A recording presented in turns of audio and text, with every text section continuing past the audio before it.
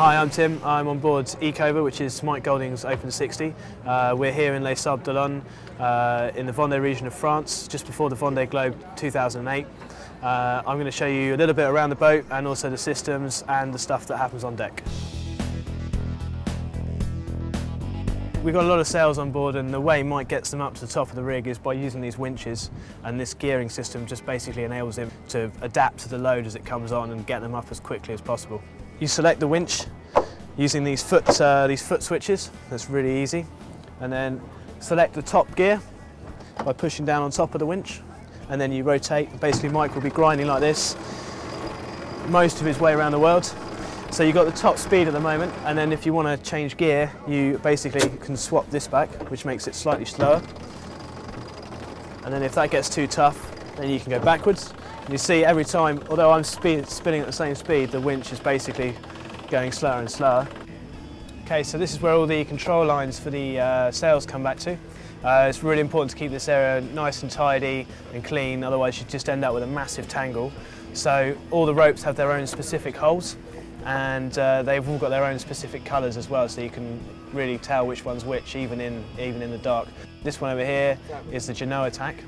This one is a little bit thicker than the others, and we can put probably 4 to 5 tons of pressure on this whilst we're sailing. What it does is it controls the forestay at the front of the boat, and we basically can move the top of the mast backwards or forwards. Okay, Mike's boat is an Open 60. All the new generation Open 60s have canting keels.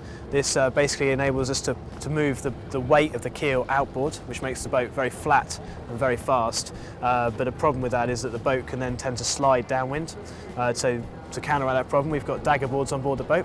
These go down 3.5 metres and just basically let the boat sit in a groove, and she'll sail straight through the waves.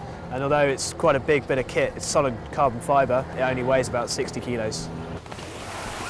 So we come up to the front of the boat where we have all our sails. It's called the sail bin. We've got around about 10 sails that we're taking on the Vendée Globe.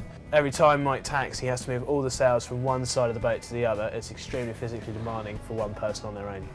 Mike's one of the best sailors in Britain at the moment, and although a lot happens on deck, quite a lot happens below decks as well.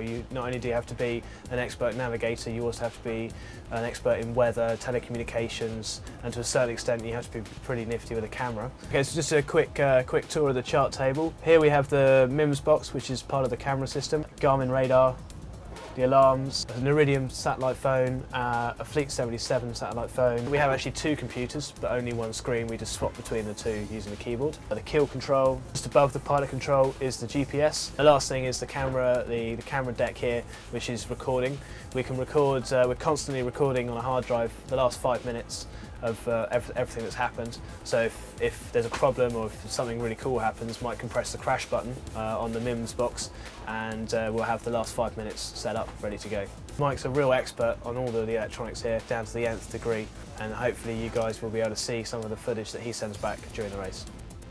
I hope you enjoyed your tour on ECOVER, Mike Golding's Open 60. Keep an eye out for him as he sails around the world in this year's Vendée Globe.